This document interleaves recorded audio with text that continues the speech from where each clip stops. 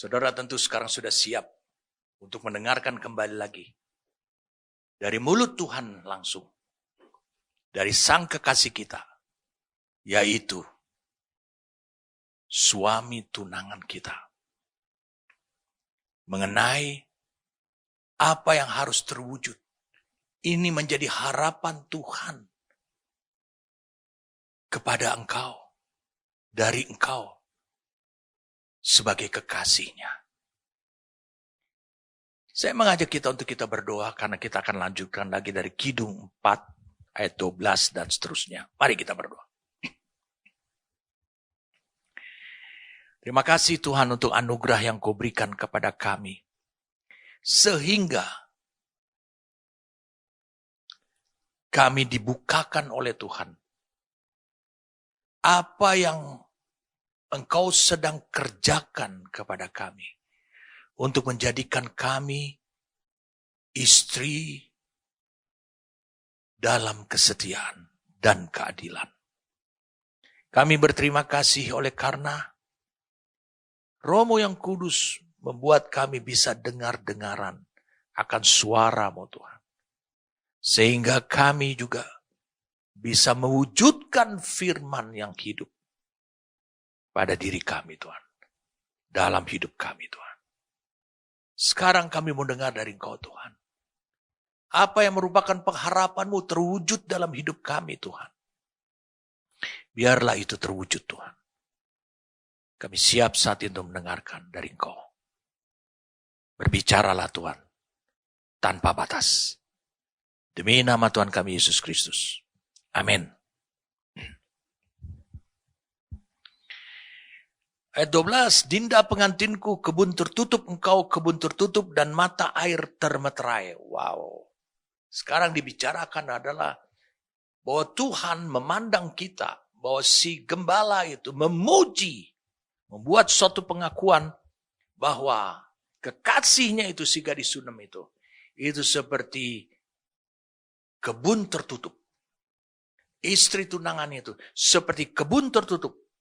Kebun tertutup dan mata air termeterai. Saudara mengerti apa mata air termeterai? Kita sudah baca pada ayat-ayat sebelumnya bagaimana dikatakan bahwa bau pakaianmu, bibirmu meneteskan madu murni, madu dan susu pada lidahmu.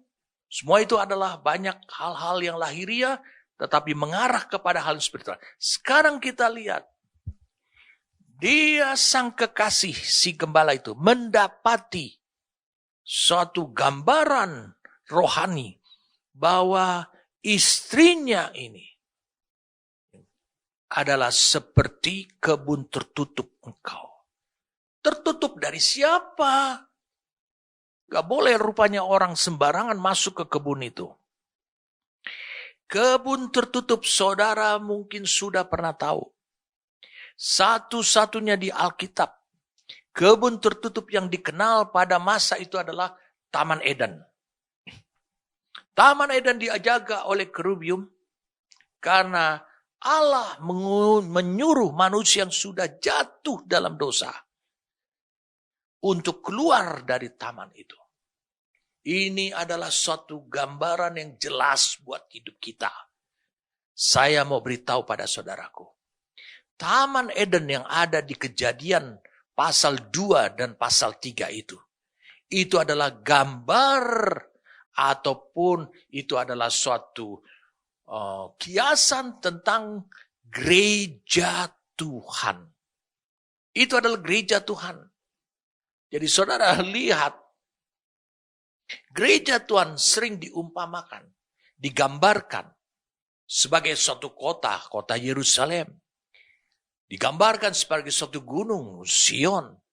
Digambarkan seperti suatu rumah. Digambarkan seperti suatu bait suci. Ya banyak hal, tapi di sini dikatakan gereja Tuhan digambarkan ada sebagai kebun tertutup. Jadi kita lihat si gembala ini, sang kekasihnya wanita Sulam ini, itu memuji si wanita yang tersebut. Itu seperti taman tertutup. Apa artinya taman tertutup? Taman tertutup dari godaan-godaan yang telah dilakukan oleh Salomo bersama dengan wanita-wanita Yerusalem, putri-putri Yerusalem, dan juga Salomo dengan antek-anteknya lah. Mencoba untuk memikat hidupnya, meminang dia. Dia diumpamakan seperti kebun tertutup. Mari kita baca supaya saudara bisa mengerti apa yang saya maksudkan ini. Kejadian pasal yang ketiga.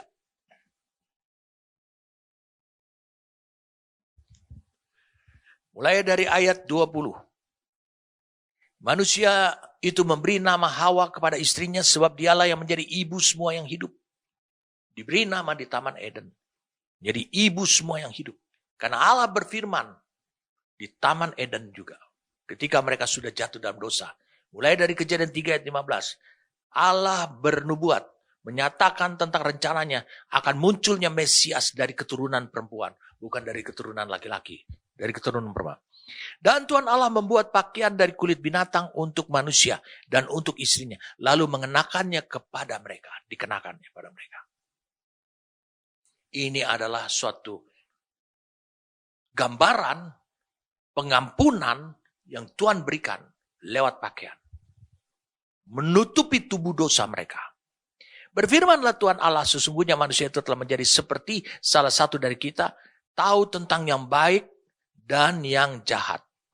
Maka sekarang jangan sampai ia mengelurkan tangannya dan mengambil pula dari buah pohon kehidupan itu dan memakannya sehingga ia hidup untuk selama-lamanya.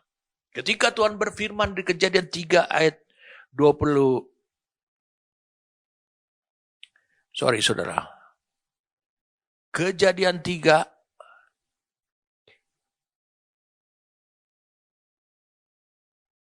ayat 22 ini. Menjadi seperti salah satu dari kita. Wow, ketika Tuhan berfirman seperti ini suatu perfirman yang sangat-sangat dalam sekali saudara. Saya katakan ini firman yang sangat dalam sekali saudara. Ya, ini firman yang sangat dalam sekali.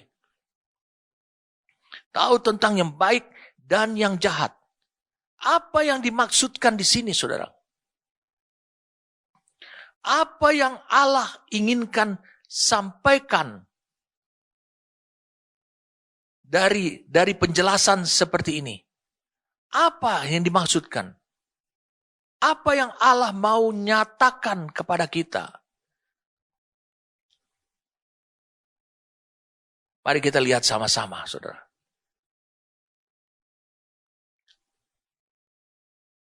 Saya mencari satu ayat, saudara. Supaya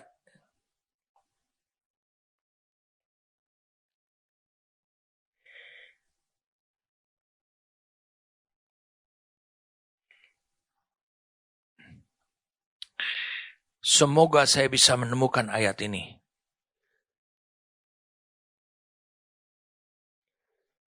Saya akan berupaya untuk bisa mendapatkan.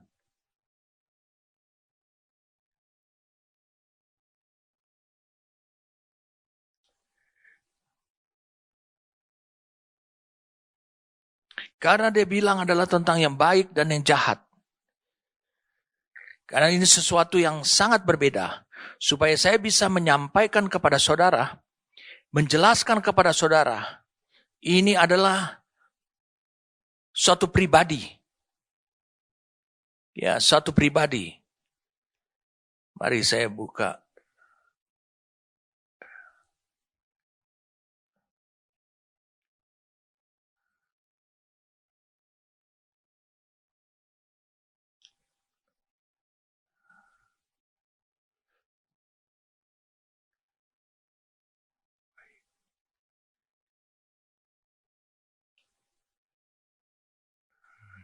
Oke, 2 Samuel 14.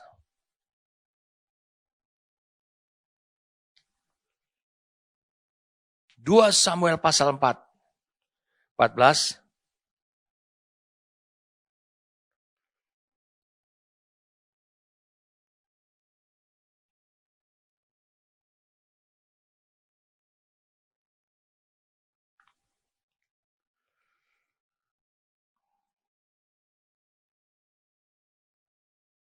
Oh maaf saudara, maaf saya salah. 2 Samuel pasal yang ke-10.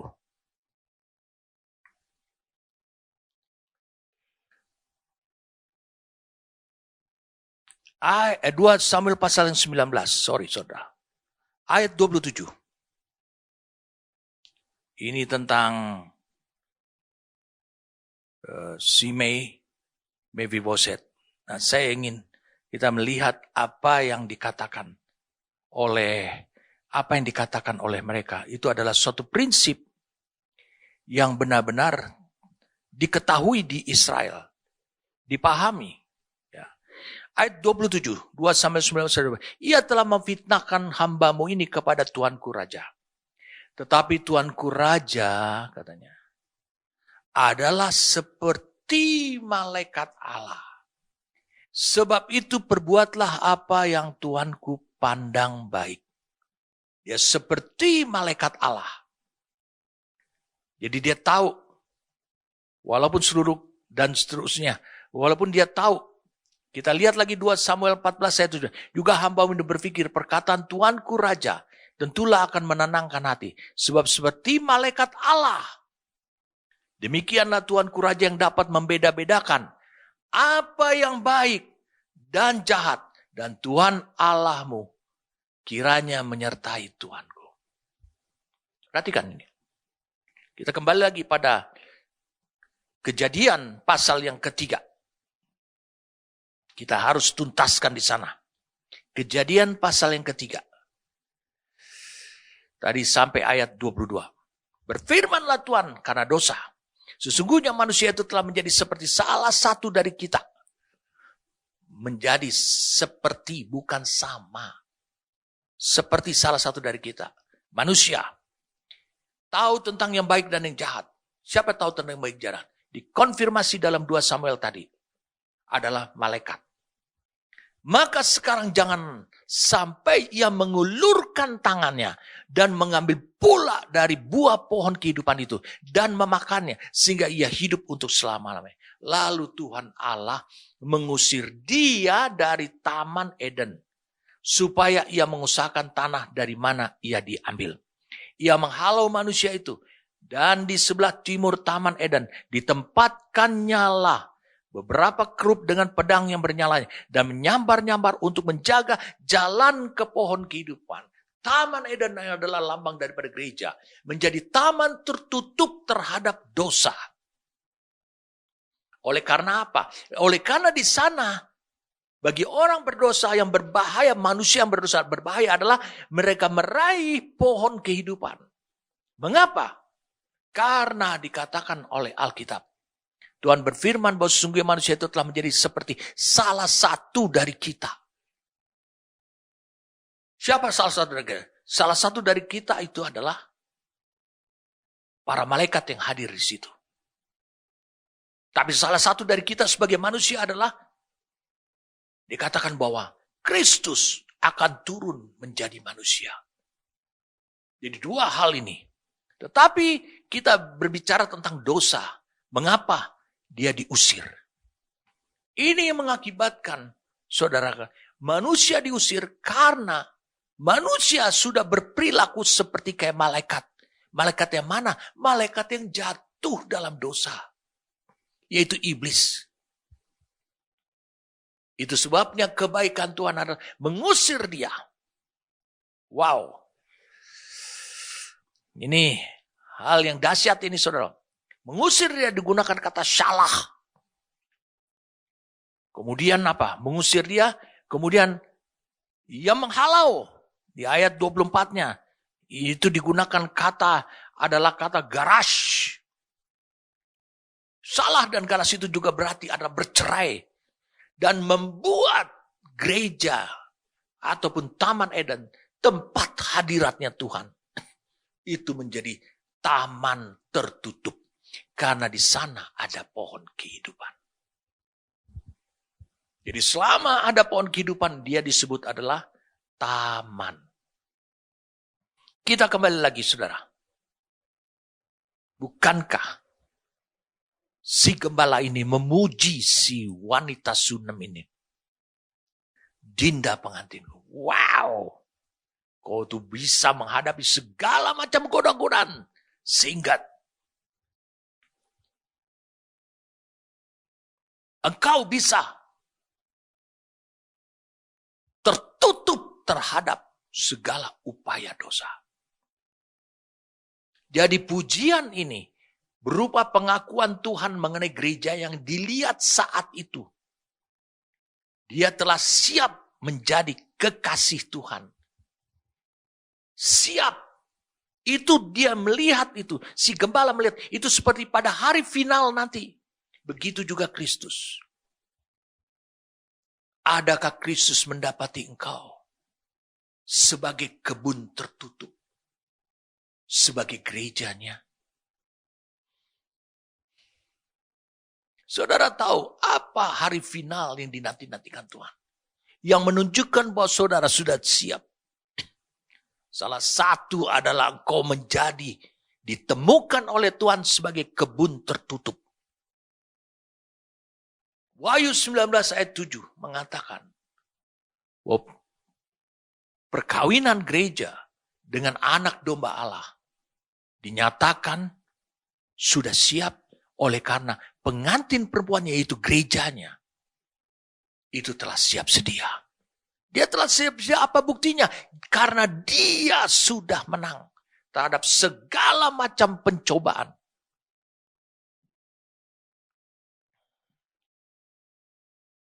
Wow. Kita lihat sekarang Wahyu 21. Wahyu 21. Gambaran apa lagi? Dikatakan ayat 1. Lalu aku melihat langit yang baru dan bumi yang baru. Sebab langit yang pertama dan bumi yang pertama telah berlalu. Dan laut pun tidak ada lagi. Dan aku melihat kota yang kudus, Yerusalem yang baru turun dari sorga. Dari Allah yang berhias. Bagaikan pengantin perempuan yang berdandan untuk suami. Berarti dia udah siap. Kalau di Kidung Agung dikatakan adalah dia menjadi kebun tertutup. Itu kesiapannya. Kalau di sini dikatakan dia berhias untuk suaminya. Lalu aku mendengar suara yang nyaring dari tahta itu. Berkata, lihatlah kemah Allah ada di tengah-tengah manusia. Dan ia akan diam bersama-sama dengan mereka. Mereka akan menjadi umatnya dan ia akan menjadi Allah mereka. Berarti ini ada di dunia. Berarti saudara lihat ekspresi daripada gereja. Manifestasi kehidupan daripada gereja. Allah melihat itu seperti kebun tertutup. Itu berarti sudah ready. Sudah siap. Mari kita lihat sekarang ayat yang ke-9. Lompat langsung ayat yang ke-9. Dikatakan maka datanglah seorang dari ketujuh malaikat yang memegang ketujuh cawan yang penuh dengan ketujuh malapetaka terakhir itu. Lalu ia berkata kepadaku. Katanya, marilah ke sini. Aku akan menunjukkan kepadamu pengantin perempuan mempelai anak domba. Berarti dia udah siap dong. Aku akan tunjukkan kepadamu. Lalu saudara lihat ayat 10. Lalu di dalam roh itu membawa aku ke atas sebuah gunung yang besar, lagi tinggi, dan ia menunjukkan kepadaku kota yang kudus, itu Yerusalem yang turun dari sorga, dari Allah. Ditunjukkan pengantin itu wajahnya seperti kota. Mari kita lihat kembali lagi. Ayat 27. Kita lihat saudara. Seperti kota. Itu adalah kota Yerusalem yang turun dari sorga. Dikatakan di dalam kota ini, tetapi tidak akan masuk ke dalamnya. Wow. Sama dong dengan kidung. Menjadi kebun tertutup. Sesuatu yang najis atau orang yang melakukan kekejian atau dusta. Tapi hanya mereka yang namanya tertulis dalam kitab kehidupan anak domba. Kalau di dalam Kidung Agung dikatakan adalah taman tertutup, kebun tertutup. Kalau di sini dikatakan adalah menjadi kota yang tertutup. Atau kalau bahasa kerennya adalah forbidden city lah. Itu mungkin kota terlarang. Mari kita lihat sama-sama. Wahyu 22 ayat 1-4. Lalu ia menunjukkan kepadaku sungai air kehidupan yang jernih bagaikan kristal dan mengalir keluar dari tahta Allah dan tahta anak domba itu. Di tengah-tengah jalan kota itu, yaitu di seberang menyeberang sungai itu, ada pohon-pohon kehidupan. Mirip kayak di mana, saudara? Taman Eden. Ada pohon kehidupan di situ dijaga. Menjadi taman tertutup. Dijaga. Orang berdosa nggak boleh masuk. Yang berbuah 12 kali. Tiap-tiap bulan sekali. Dan daun pohon-pohon itu dipakai untuk menyembuhkan bangsa-bangsa. Ini fungsi gereja. Maka tidak akan ada lagi laknat. Tahta Allah dan takhta anak domba akan ada di dalamnya. Dan hamba-hambanya akan beribadah kepada. Dan mereka akan melihat wajahnya dan namanya akan tertulis di dahi mereka. Pada pikiran mereka. Wah. Klop sudah, saudara. Kebun tertutup, taman tertutup itu sudah klop buat kita semua. Lalu kemudian dikatakan apa lagi? Itu berbicara tentang gereja. Gereja harus menampilkan bahwa dalam kehidupan gereja ditemukan oleh Tuhan. Di tengahnya ada pohon kehidupan. Wahyu 2 ayat 7. Saya katakan Wahyu 2 ayat 7. Gereja itu harus menjadi kebun tertutup. Wahyu 2. Saya ulangi Wahyu 2 ayat yang ke-7.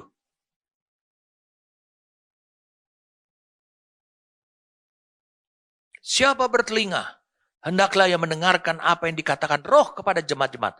Barang siapa menang, dia akan kuberi makan dari pohon kehidupan yang ada di Taman Firdaus Allah.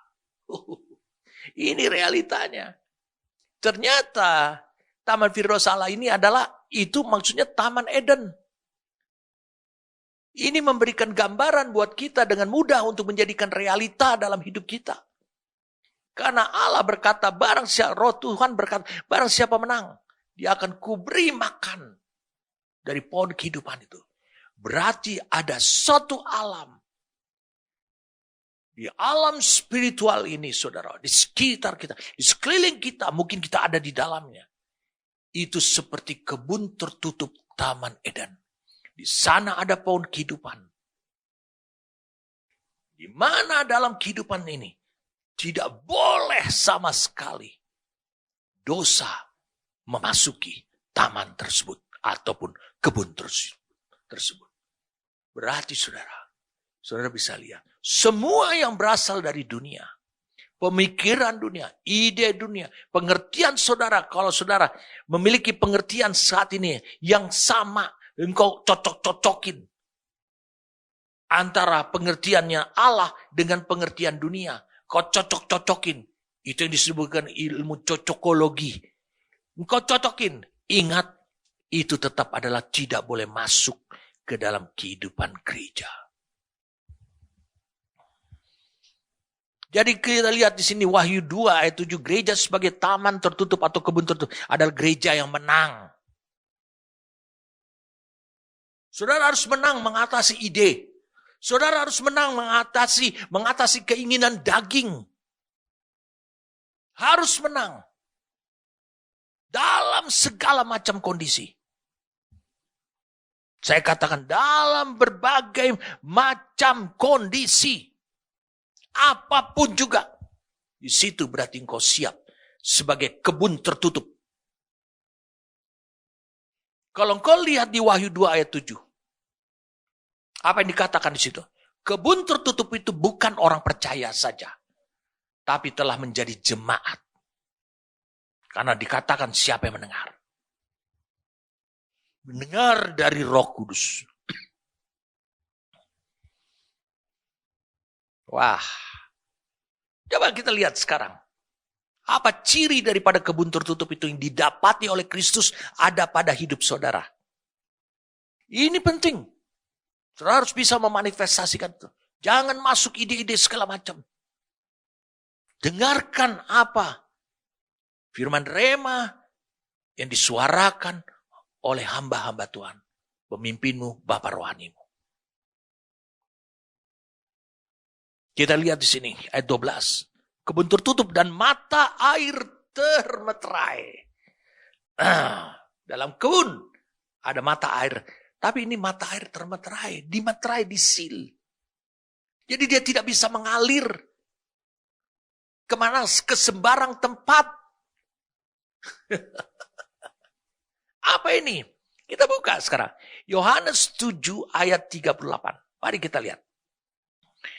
Yohanes 7 ayat 38. Apa ini? Termeterai. Barang siapa percaya kepadaku. Nah, ini kan menjadi jemaat, bukan menjadi umat. Seperti yang dikatakan oleh kitab suci, dari dalam hatinya akan mengalir aliran-aliran hidup. Dalam hatinya. Yang dimaksudkannya ialah roh yang akan diterima oleh mereka. Maksudnya Roh Kudus yang percaya kepadanya ketika engkau lahir. Sebab roh itu belum datang karena Yesus belum dimuliakan. Loh, ini kan mata air yang termeterai. Bagaimana dong? Mari kita lihat sekarang Efesus 1. Mari kita lihat Efesus pasal 1. Lihat di sini. Tadi percaya, orang yang percaya kepada Kristus. Di dalam dia, ayat 13. Kamu juga, karena kamu telah mendengar firman kebenaran, yaitu Injil keselamatanmu. Di dalam dia kamu juga, ketika kamu percaya, dimeteraikan dengan Roh Kudus. Dimeteraikan. Roh Kudus yang tadi dikatakan itu dalam menghasilkan air, sumber air. Jadi seperti sumber air. Di dalam itu termeterai katanya menurut Kidung Agung. Ini yang dimaksudkan Roh Kudus yang bekerja sedemikian rupa dalam hidup saudara. Sehingga dalam dirimu mengeluarkan air. Itu yang disebut kebun tertutup. Roh Kudus yang dijanjikan itu. Dan Roh Kudus itu adalah jaminan bagian kita sampai kita memperoleh seluruhnya, yaitu penebusan yang menjadikan kita milik Allah untuk memuji kemuliaan Allah. Menjadi jaminan Roh Kudus akan bekerja sedemikian rupa. Untuk apa? Untuk sifat dasar Kristus yang ada, yaitu Kristus, Roh Kristus yang ada dalam hidupmu. Itu betul-betul komplit di seluruh kehidupan saudara. Sehingga saudara juga memiliki sifat dasar yang sama.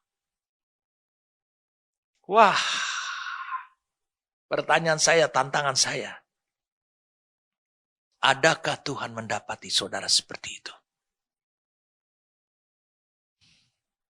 Jadi saudara lihat tadi yang pertama. Kebun taman tertutup adalah orang yang sudah menjadi jemaat. Karena dikatakan di Wahyu 2 itu, barang siapa menang. Barang siapa bertelinga hendaknya mendengarkan apa yang dikatakan Roh. Jadi Roh Kudus itu menghasilkan suara dalam hidup saudara. Dan dia adalah jaminan untuk memberikan air kehidupan pada diri, menjadi sumber air kehidupan. Saudara mau tahu air kehidupan itu? Itu adalah kehidupannya Allah. Jadi saudara lihat, kebun tertutup itu adalah apa? Itu memiliki apa? Memiliki sumber air, yakni Roh Kudus. Mari kita baca sama-sama. Yohanes pasal 4. Ayat 14. Percakapan Yesus dengan wanita Samaria. Yesus berkata ini, tetapi barang siapa minum air yang akan kuberikan kepadamu, ia tidak akan haus untuk selama-lamanya. Jadi ini dihubungkan dengan Yohanes 7 ayat 38-39. Sebaliknya, air yang akan kuberikan kepadanya akan menjadi mata air di dalam dirinya yang terus-menerus memancar sampai kepada hidup yang kekal. Disambung lagi kepada Yohanes 7 ayat 38 tadi, sehingga memberikan pengertian yang jelas. Barang siapa percaya kepadaku, dia percaya pada karunia Tuhan. Seperti yang dikatakan oleh kitab suci, dari dalam hatinya akan mengalir air kehidupan. Nah, kita lihat lagi dalam Wahyu 22. Supaya saudara ngerti, ini yang diharapkan Tuhan. Ada realitanya dalam hidup saudara.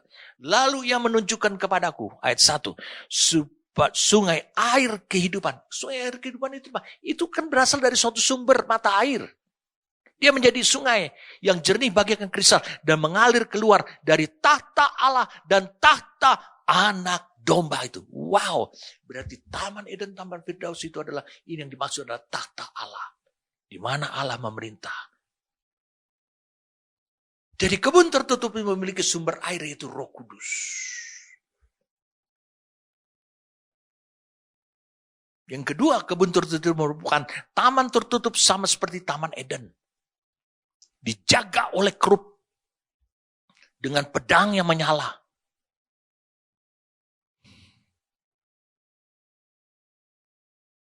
Pedang yang menyala-nyala. Kau baca itu, wah, Kejadian 3. Mulai dari ayat 23 dan 24. Pedang yang menyala-nyala.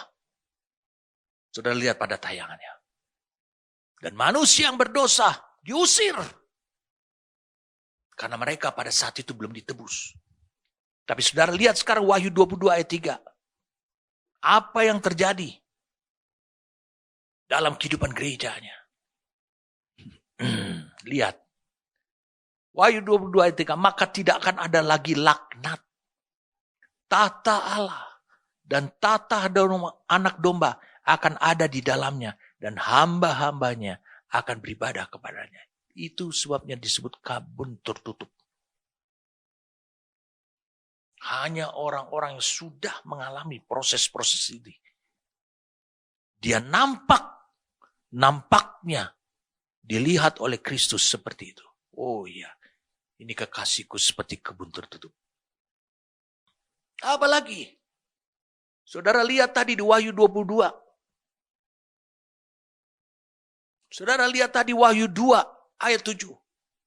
Taman tertutup itu tumbuh pohon kehidupan. Sehingga saudara lihat. Kalau tertutup, arti kata orang lain tidak bisa memasuki dan mengetahui yang di dalamnya.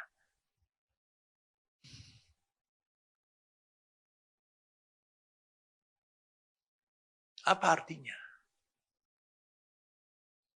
Banyak hal saudara sudah sampai kepada posisi rohani ataupun kehidupan di mana saudara mencapai suatu kehidupan yang orang lain menganggap itu adalah misteri.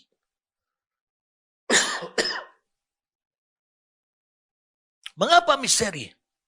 Karena Roh Kudus tidak ada pada hidup mereka. Dan Roh Kudus dibekukan dalam hidup mereka. Dipadamkan. Tetapi saudara yang tidak pernah memadamkan roh. Bahkan membiarkan dia menjadi air kehidupan. Maka terjadilah seperti apa yang disukai Tuhan. Itu yang dilihat pada hidupmu. Kau seperti kebun tertutup.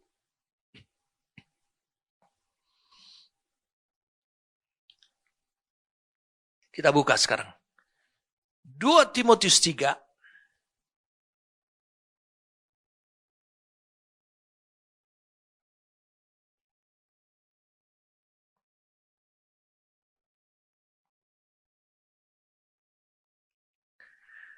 Ayat 16. Segala tulisan yang diilhamkan Allah atau inspirasi diwahyukan oleh Allah memang bermanfaat untuk mengajar, untuk menyatakan kesalahan, untuk memperbaiki kelakuan, dan untuk mendidik orang dalam kebenaran.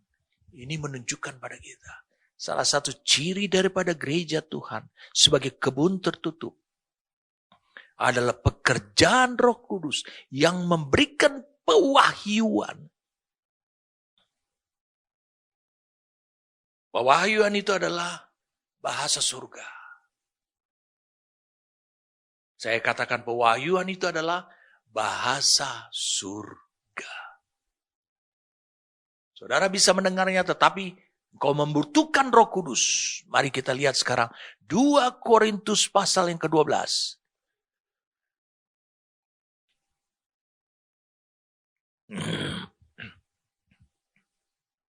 Lihat mulai ayat 2. Aku tahu tentang seorang Kristen 14 tahun yang lampau, entah di dalam tubuh aku tidak tahu, entah di luar tubuh aku tidak tahu. Allah yang mengetahuinya. Orang itu tiba-tiba diangkat ke tingkat ketiga dari sorga. Nah ini tingkat ketiga dari sorga, tempat tataannya Allah. Saudara udah tahu Wahyu 22, tata Allah itu adalah apa? Itu adalah kebun tertutup dalam hidupmu. Jadi Paulus pernah mengalami yang dikatakan dia mengalami sebagai kebun tertutup. Aku juga tahu tentang orang itu. Entah di dalam tubuh, entah di luar tubuh. Aku tidak tahu. Allah yang mengatakan. Ia tiba-tiba diangkat ke Firdaus. Dan ia mendengar kata-kata yang tak terkatakan. Yang tidak boleh diucapkan manusia. Ia tiba diangkat ke Firdaus. Mendengar kata-kata yang tak terkatakan. Tidak bisa diucapkan. Tidak bisa diberi penjelasan. Yang tidak boleh diucapkan manusia. Ini bahasa apa? Ini bukan bahasa roh. Ini adalah semua kata-kata dipahami oleh Paulus. Tapi lewat ilham, lewat pewahyuan oleh Roh Kudus. Inspirasi daripada Roh Kudus. Saudara, luar biasa. Apa yang kita mau dapatkan di sini? Jadi 3 hal kebun tertutup itu adalah memiliki sumber air yakni Roh Kudus. Yang kedua adalah kebun tertutup itu adalah dijaga ketat di mana orang-orang yang tidak berkenan, orang-orang yang menimbulkan dosa tidak akan masuk. Pemikiran-pemikiran dosa tidak akan masuk. Bisakah saudara menampilkan kehidupan seperti itu? Seperti kebun tertutup. Dan yang ketiga dikatakan taman tertutup itu tumbuh pohon kehidupan.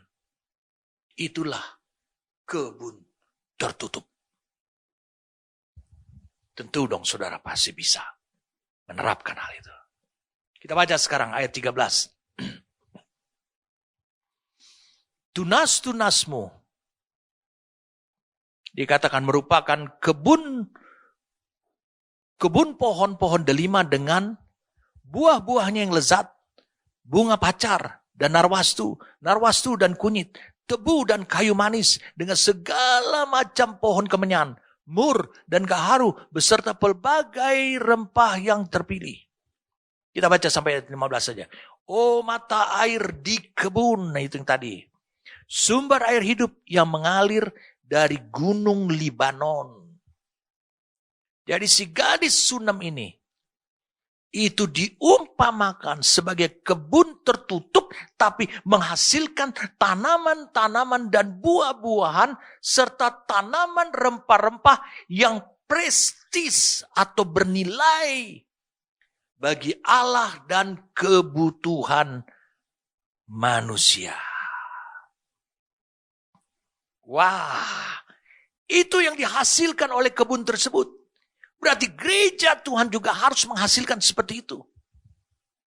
Ini adalah produk-produk yang dihasilkan dari gereja, dihasilkan oleh gereja Tuhan. Ini hasil. Jadi gereja Tuhan harus selalu bisa. Kehidupan saudara bersama dalam gereja. Bukan dalam gereja lokal, dalam gereja Tuhan. Mencintai kebenaran itu. Harus menghasilkan seperti ini. Lihat kalimat-kalimat yang dipakai. Buah-buahnya yang lezat, delima. Wow, kenapa disebut delima? Saya ingin membagikan dulu kepada saudara. Kenapa disebut delima? Nanti saya akan jelaskan kepada saudara ini tentang hal ini. Tapi saya tentang lezatnya. Perhatikan saudara, Ulangan 8 Ulangan 8 ayat 8. Dikatakan tentang Kanaan. Suatu negeri dengan gandum dan jelainya. Dengan pohon anggur. Pohon ara. Dan pohon delimanya. Suatu negeri dengan pohon zaitun dan madunya. Itu sebabnya tanah Kanaan juga disebut tanah buah delima. Karena begitu banyak saking suburnya. Dari tanah itu banyak buah delima, pohon zaitun, dan selebihnya. Kita sekarang akan melihat lezat. Apakah itu lezat bagi Allah? Tadi saya sudah sampaikan, ini adalah buah-buah produk-produk yang prestis. Dia menghasilkan apa? Tanaman-tanaman dan buah-buahan. Saya katakan dia menghasilkan tanaman-tanaman dan buah-buahan serta rempah-rempah yang bernilai prestis bagi Allah dan kebutuhan manusia.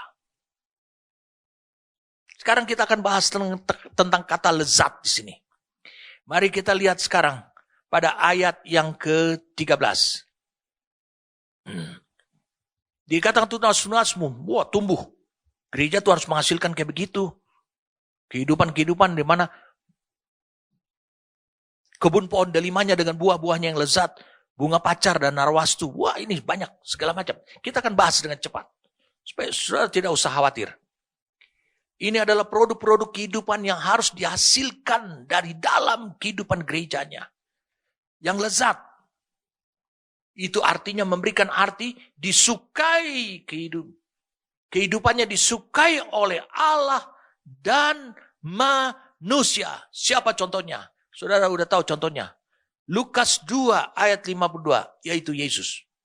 Lukas 2 ayat yang ke-52.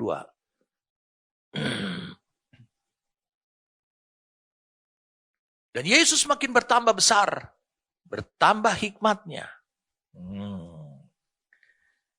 Bertambah hikmatnya, bertambah besarnya, dan makin dikasihi oleh Allah dan manusia. Bagaimana saudara,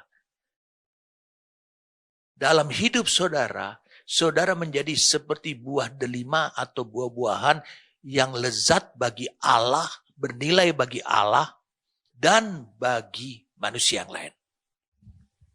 Di Lukas pasal 2 ini, Yesus baru berdiskusi dengan para alim ulama. Itu para rabi-rabi pada usia 12 tahun.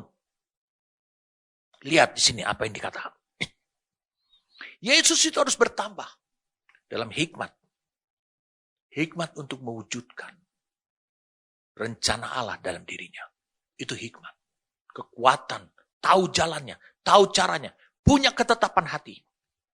Dan dalam statur. Kita lihat sekarang dalam bahasa King James Version. And Jesus increased in wisdom and stature and in favor with God and man. Jadi hikmat harus makin bertambah. Bagaimana saudara memperoleh hikmat? Bagaimana saudara menghasilkan yang seperti kayak begini? Adalah mendengar perintah Tuhan dan melakukan. Ia diumpamakan seperti orang berhikmat atau orang biasa. Matius 7 ayat 24. Lalu saudara lihat. Dan sehingga dampaknya engkau akan disukai oleh Allah dan manusia. Kau seperti buah delima. Wah, saudara tahu itu yang harus dihasilkan oleh gereja. Kisah 2 ayat 47. Banyak sekarang gereja dibangun. Adalah untuk menyenangkan manusia saja.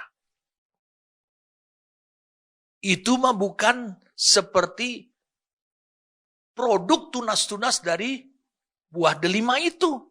Tidak. Lihat. Ayat 46, dengan bertekun dan sehati, mereka berkumpul tiap-tiap hari dalam bait Allah. Mereka memecahkan roti di rumah masing-masing secara bergilir dan makan bersama-sama dengan gembira dan dengan tulus hati. Lihat ini gambaran gereja pada mulanya. Sambil memuji Allah. Dan mereka disukai semua orang. Dan tiap-tiap hari Tuhan menambah jumlah mereka dengan orang yang diselamatkan. Jadi tiap-tiap hari Tuhan menambah jumlah mereka. Berarti Tuhan menyukai mereka juga. Disukai Allah dan disukai manusia. Berarti itu berbicara tentang gaya hidup saudara. Bagaimana gaya hidup saudara ditemukan oleh Tuhan? Bisakah saudara menjadi buah-buahan yang prestis, bernilai bagi Allah dan bagi kebutuhan manusia.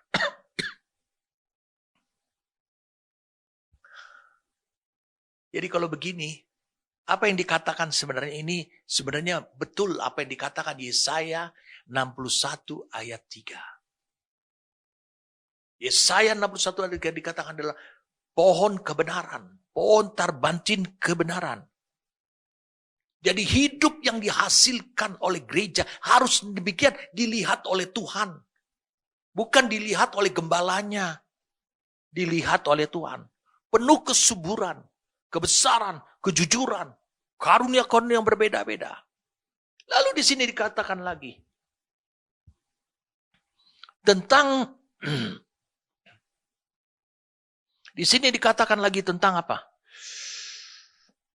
Bunga pacar dan narwastu. Apa sih ini bunga pacar dan narwastu? Adalah kehidupan dengan jati diri yang menunjukkan itu adalah pacar, bunga pacar itu untuk melukis tangan perempuan. Saudara bisa lihat, semua sudah tersedia. Ini berbicarakan adalah, engkau itu seperti kebun dengan tunas-tunas bunga pacar. Artinya siap dipanen, siap dipakai.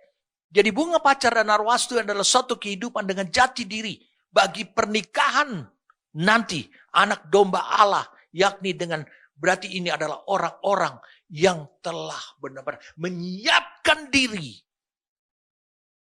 Saya katakan memiliki passion yang kuat akan kedatangan Kristus kedua kali. Karena di situ adalah hari perkawinan anak domba. Ini orang-orang seperti itu. Narwastu kegunaannya buat apa? Narwastu dipecahkan. Narwastu tercium. Saya mau tunjukin pada saudara. Saya mau buktikan pada saudara. Berarti di situ hadirnya raja. Jadi saudara lihat kebun anggur itu.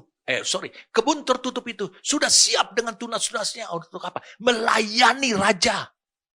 Berarti ini adalah orang-orang yang memiliki mentalitas setia dan mentalitas kerajaan.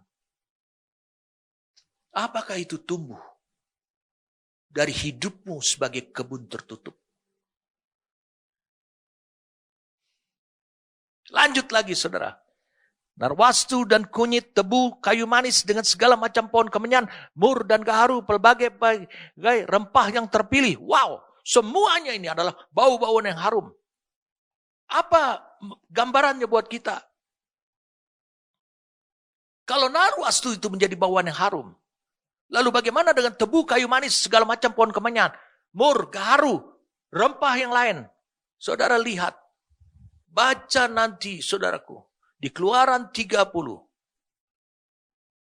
Itu adalah bahan-bahan untuk membuat urapan kudus yang ditetapkan oleh Allah. Dan minyak urapan itu dipakai untuk mengurapi bait suci, semua peralatan bait suci, juga orangnya yaitu para imam. Itu tersedia melimpah dalam kebun itu. Berarti saudara bisa lihat. Saudara telah menyiapkan segala sesuatu untuk meladeni apa yang Tuhan telah tetapkan. Karena dikatakan minyak urapan kudus itu. Tidak boleh orang mencetak, membuat formulanya, racikannya yang berbeda. Jadi semua tanaman-tanaman ini, itu sudah tersedia dalam hidupmu. Apakah sudah tersedia dalam hidupmu tebu, kayu manis, pohon kemenyan, mur, gaharu, berbagai rempah-rempah spiritual ini sudah ada pada hidupmu. Pada perilakumu, batinmu, sehingga Roh Kudus mudah bekerja dalam hidupmu, mengurapi engkau sehingga menghasilkan pengurapan Tuhan itu nyata dalam hidupmu, sehingga apapun apapun yang Tuhan tugaskan dalam hidupmu, kau akan berhasil karena kekuatan Roh Kudus. Saudara lihat campuran-campuran kayu manis dan macam kemenyan mur ini juga berbicara tentang semua ketersediaan yang menonjol dalam kebun tertutup itu, yaitu gereja Tuhan, yaitu kehidupan doa dan penyembahan.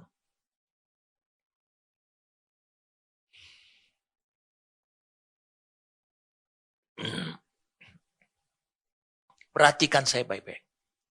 Doa dan penyembahan bukan karena kebutuhan Tuhan.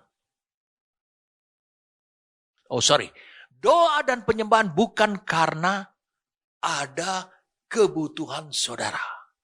Oh, mari kita bikin acara, kita menyembah Dia, kita berdoa dan kita punya kebutuhan ini, itu, ini. Tetapi Tuhan, lihat, Dia memuji engkau sebagai kebun tertutup dengan tunas-tunas seperti apa yang disebutkan.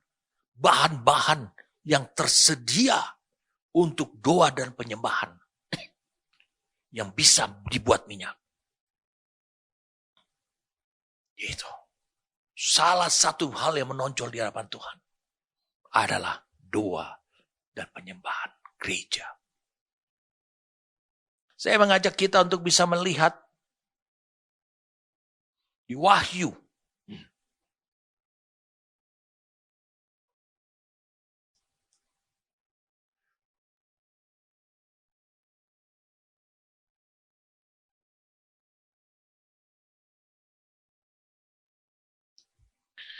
Ayat 1, dan ketika anak domba itu membuka meterai yang ketujuh, maka sunyi senyaplah di sorga, kira-kira setengah jam lamanya. Lalu aku melihat ketujuh malaikat yang berdiri di hadapan Allah, dan kepada mereka diberikan 7 sangkakala. Maka datanglah seorang malaikat lain, dan ia pergi berdiri dekat mezbah dengan sebuah pedupan emas, dan kepadanya diberikan banyak kemenyan untuk dipersembahkannya bersama dengan doa semua orang kudus di atas mezbah emas di hadapan tahta itu.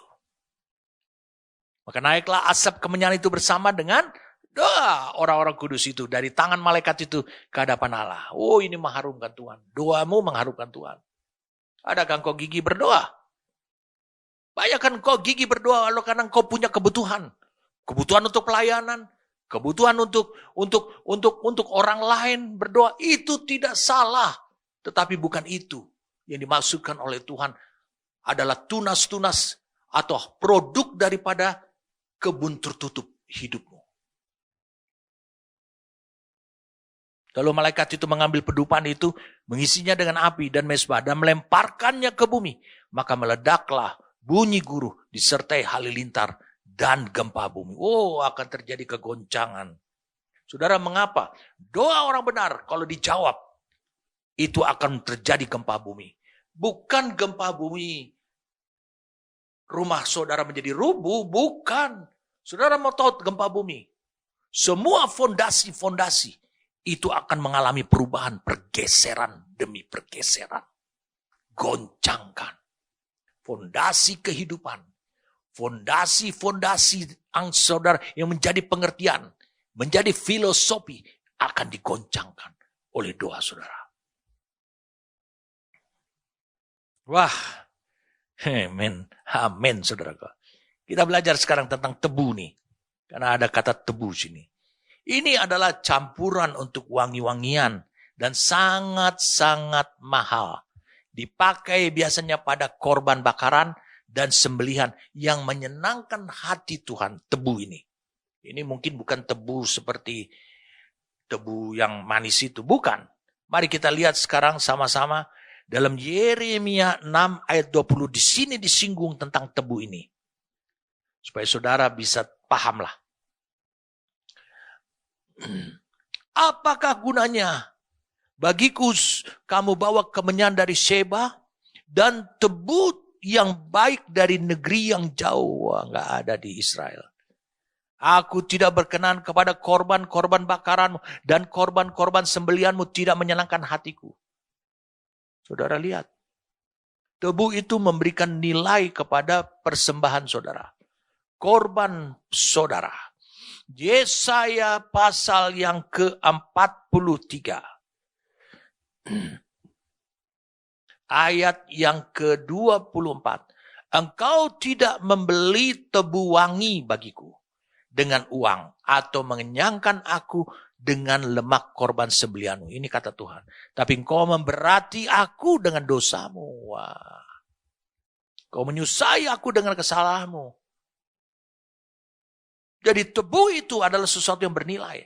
Semuanya itu adalah persembahan hidup. Jadi kalau ada tunas-tunas tebu tersedia, berarti saudara bisa lihat. Itu sesuatu yang berkenan kepada Tuhan. Itu sesuatu yang bernilai bagi Tuhan. Apa maksud makna daripada tebu itu? Karena tebu ini adalah campuran untuk wangi-wangian. Sangat mahal, dipakai untuk korban bakaran, sembelihan, dan yang menyenangkan hati Tuhan. Apa yang Tuhan berkenan, Tuhan sukai? Saudara tentu mau tahu. Ibrani 11 ayat 6 mengatakan, tetapi tanpa iman tidak mungkin orang berkenan kepada Allah. Iman menyukakan hati Tuhan. Itu ada dalam kehidupan saudara. Allah melihat. Itu bernilai. Tetapi tanpa iman tidak mungkin orang berkenan. Tidak mungkin orang disukai oleh Allah. Sangat berharga sekali iman. Kemudian kita lihat lagi. Roma 12. Mulai ayat 1. Karena itu saudara-saudara demi kemurahan Allah aku menasihatkan kamu supaya kamu mempersembahkan tubuhmu sebagai persembahan yang hidup, yang kudus, dan yang berkenan kepada Allah. Yang disukai oleh Allah. Korban. Tadi kita belajar. Itu tebu itu dipakai sebagai wangi-wangian. Campuran dalam korban. Itu menjadi keharuman. Menilai tinggi. Ini yang disukai oleh Allah. Nah seperti ini. Ini aplikasinya. Itu adalah ibadahmu yang sejati. Lalu kemudian dilanjutkan. Bagaimana saudara bisa memberikan nilai dalam persembahan saudara. Pengabdian saudara kepada Tuhan. Janganlah kamu menjadi serupa dengan dunia ini. Tetapi berubahlah oleh pembaruan budimu. Sehingga kamu dapat membedakan manakah kehendak Allah. Apa yang disukai Allah. Apa yang baik, yang berkenan kepada Allah dan yang sempurna. Apa yang disukai oleh Allah. Manakah kehendak Allah. Wah, ternyata pikiran saudara. Bisakah pikiranmu itu disukai oleh Allah?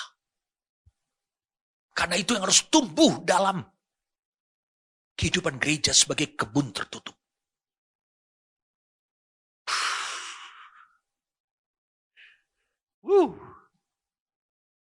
Hebat saudara. Lalu kemudian kita lanjut sekarang. Kita lihat di sini.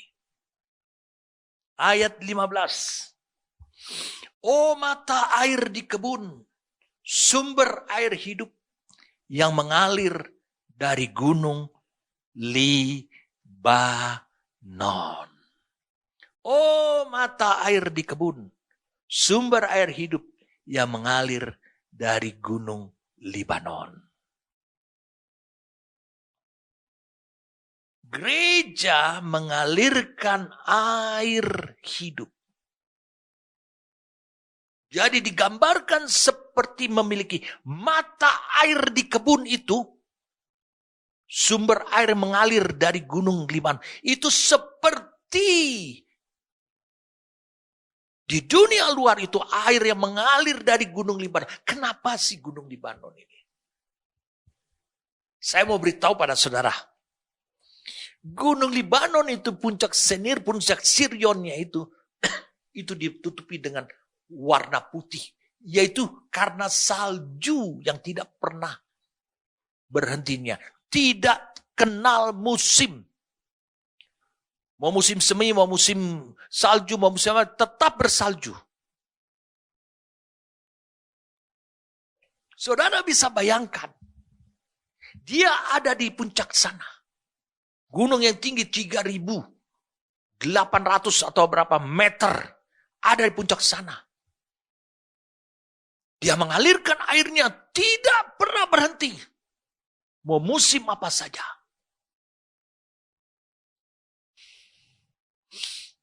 Wow. Hebat saudaraku. Pengharapan Tuhan terhadap hidupmu.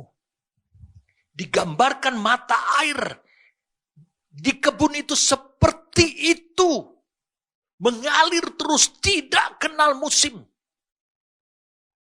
Mengalirnya kemana? Keluar. Bukankah kita sudah baca tadi Yohanes 7?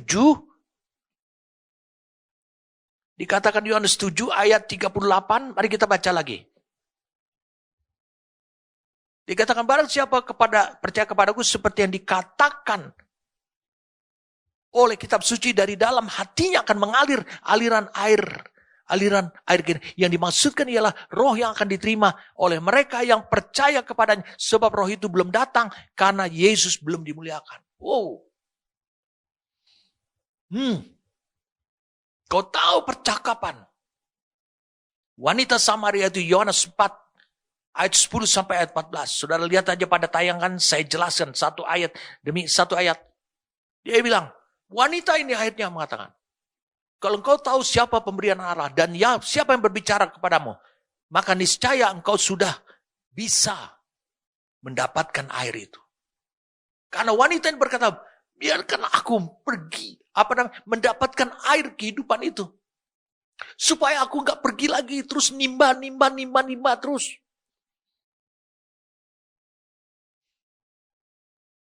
Jadi air itu terus mengalir katanya dari dalam diri saudara. Di dalam kehidupan saudara. Adakah Allah melihat Zoe-nya Allah, hidup ilahi Allah mengalir keluar dari perkataanmu, perbuatanmu, sikapmu? Kalau itu tuh Tuhan lihat, maka Tuhan akan memuji engkau. Oh, kebun tertutup, mata air mengalir. Kita sampai di sini pada suatu gambaran yang Tuhan inginkan. Dia bilang, mata air yang di dalam itu diumpamakan seperti puncak pegunungan Libanon yang bersalju putih. Tidak kenal musim, akan selalu ada salju cair, salju terbentuk, salju cair, salju terbentuk. Terus mengalir, dan air yang bersih. Berarti ketika Yesus mengatakan, siapa yang datang kepadaku, dia tidak akan haus lagi. Itu yang dikatakan Yohanes 7. Yohanes 7 ayat 37. Barang siapa haus, baiklah ia datang kepadaku dan minum, dan dia tidak akan haus. Saudara, bisakah Kristus sang kekasih kita mendapati engkau sebagai kebun tertutup dengan mata air yang mengalir keluar?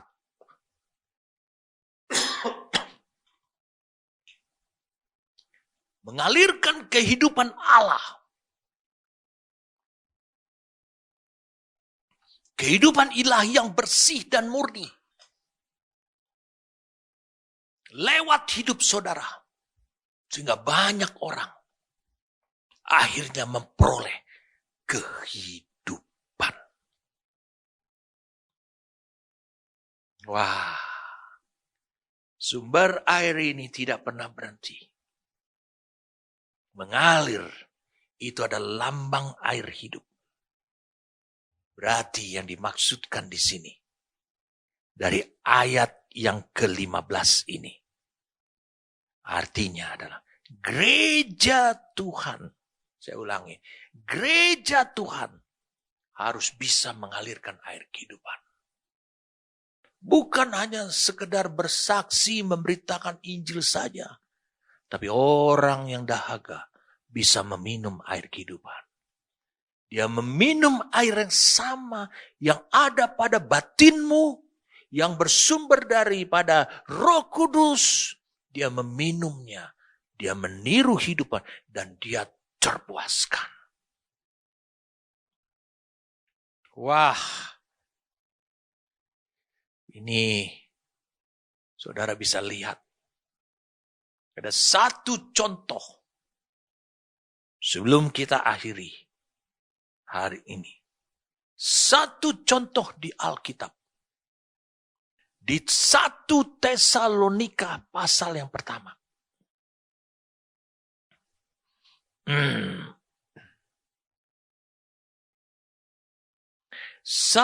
Tesalonika pasal yang pertama.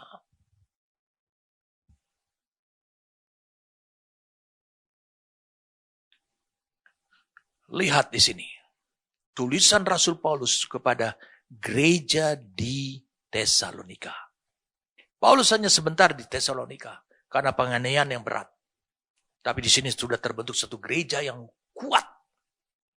Bukan gereja yang militans, tapi gereja yang kokoh. Lihat sini. Kita mulai dari ayat 2. Kami selalu mengucap syukur kepada Allah karena kamu semua dan menyebut kamu dalam doa kami. Sebab kami selalu mengingat pekerjaan imanmu. Pekerjaan imanmu. Jadi iman mereka bekerja. Berarti mereka mampu melihat jauh dan mereka berbuat sesuai dengan apa yang mereka lihat di alamnya Allah. Usaha kasihmu.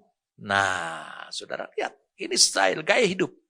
Dan ketekunan pengharapanmu kepada Tuhan kita Yesus Kristus di hadapan Allah dan Bapa kita. Dan kami tahu, hai saudara-saudara yang dikasihi Allah, bahwa Ia telah memilih kamu. Lalu kemudian Paulus mengatakan, sebab Injil yang kami beritakan bukan disampaikan kepada kamu dengan kata-kata saja, tetapi dengan kekuatan oleh Roh Kudus. Ini kuncinya nih. Dan dengan suatu kepastian yang kokoh, memang kamu tahu bagaimana kami bekerja di antara kamu oleh karena kamu. Dan kamu telah menjadi penurut kami dan penurut Tuhan. Wow. Ini kunci. Ciri khas gereja. Penurut daripada orang yang diutus Tuhan. Penurut daripada Tuhan juga. Dan kamu telah menjadi penurut kami dan penurut Tuhan, dalam penindasan berat kamu telah menerima firman itu dengan sukacita. Lihat apa yang dikatakan. Yang dikerjakan oleh Roh Kudus. Berarti dalam jemaat Tesalonika. Roh Kudus itu mengerjakan firman. Mewujudkannya. Menjadi kehidupan bagi jemaat Tesalonika. Masing-masing. Wow, ini luar biasa ini. Sehingga kamu, perhatikan baik-baik, telah menjadi teladan untuk semua orang percaya di wilayah Makedonia dan Ahaya. Ini suatu provinsi yang besar. Kamu telah menjadi teladan. Saudara mengerti apa yang menjadi teladan? Ini bukan memberitakan Injil. Tapi orang melihat kehidupan saudara. Lalu Paulus mengatakan ini sesuatu yang luar biasa. Saudara harus tahu, inilah kebun tertutup dengan mata air yang ada di dalam kebun itu. Karena dari antara kamu firman Tuhan bergema bukan hanya di Makedonia dan Ahaya saja. Firman Tuhan bergema. Saudara tahu bergema. Eho. Wow, berkumandang firman Tuhan, bukan Injil. Tetapi di semua tempat telah tersiar kabar tentang imanmu. Karena banyak orang melihat keteladanan mereka lewat perbuatan mereka oleh perbuatan iman mereka. Sehingga kami tidak usah mengatakan apa-apa tentang hal itu. Sebab mereka sendiri bercerita tentang kami. Bagaimana kamu sambut. Dan bagaimana kamu berbalik dan berhala kepada Allah. Untuk melayani Allah yang hidup dan yang benar. Dan untuk menantikan kedatangan anaknya dari surga. Yang telah dibangkitkannya dari antara orang mati. Yaitu Yesus yang menyelamatkan kita dari murka Allah. Saudara lihat dari ayat yang ke-8 ini. Luar biasa sekali. Sehingga telah tersiar kabar tentang imanmu kepada Allah. Sehingga kami tidak usah mengatakan apa-apa lagi. Apa artinya buat kita semua? Artinya buat kita semua adalah Paulus tidak usah capek-capek memberitakan Injil ke daerah Ahaya dan Makedonia. Tetapi karena gereja Tuhan di sana menampilkan suatu kehidupan, yaitu seperti kebun tertutup dengan sumber mata air di dalam kebun itu. Bisakah saudara menerapkan itu? Bisa. Ini yang dinantikan oleh Tuhan. Sebagai cinta saudara kepada Kristus. Ini harus terbangun dalam hidup saudara. Saya katakan, bisakah seluruh kota Medan, bisakah seluruh kota Balikpapan, bisakah seluruh kota Bandung bisa mengetahui ada orang-orang yang seperti ini. Seperti kebun tertutup dengan mata air. Sehingga mereka disukai oleh Allah dan manusia. Kalau firman Tuhan yang tersingkap pada hari ini kepada hidup saudara, tentu saudara bisa mewujudkan seperti itu. Itulah yang ditunggu-tunggu oleh Kristus sang kekasih kita. Dia ingin memuji saudara. Dinda pengantinku, saya kata. Dari ayat 12, mulai dari ayat 12. Wah, itu suatu pujian yang luar biasa. Istriku, kau tuh seperti kebun tertutup dengan tunas-tunas, pohon-pohon, buah-buahan, rempah-rempah, dan kau memiliki mata air yang mengalir keluar seperti tak ada henti-hentinya, seperti salju dari pegunungan Libanon menjadi air membasahi semua lereng-lerengnya sampai dataran rendah. Oh, tantangan buat saudara. Saudara lihat apa yang disampaikan Tuhan pada hari ini, pada hidupmu. Kau bisa mewujudkannya. Tuhan menanti-nantikannya. Dia berikan Roh Kudus. Dia berikan firman. Dia berikan semuanya itu. Karena saudara bisa mewujudkannya. Mulai hari ini. Dia menantikan. Dari istri tunangannya. Itu bisa dikerjakan dan dilakukan. Amin. Bersyukur padamu Tuhan untuk anugerah yang kau singkapkan kepada kami. Tidak ada yang menjadi misteri. Semua terbuka buat kami. Terima kasih untuk pekerjaan rohmu. Terima kasih untuk impian dan harapanmu Tuhan. Supaya kami menjadi kebun tertutup dengan mata air, tunas-tunas. Dengan berbagai macam tanaman-tanaman dan buah-buahan, pohon buah-buahan, serta rempah-rempah yang disukai oleh Allah. Bisa melayani Allah sehingga disukai oleh Allah. Bisa melayani manusia sehingga disukai oleh manusia juga. Oh, terima kasih. Beri kepada mereka semua ini suatu pengalaman Tuhan. Ajari mereka bagaimana masuk mewujudkan firman kebenaran ini. Kami berterima kasih padamu. Terima kasih Roh Kudus. Terima kasih untuk apa yang kau singkapkan kepada kami. Kami tahu sekarang semua sudah engkau kerjakan. Bapa telah mengerjakan atas hidup kami. Kami tinggal mewujudkan itu. Terima kasih untuk firman-Mu. Demi nama Tuhan kami Yesus Kristus. Amin.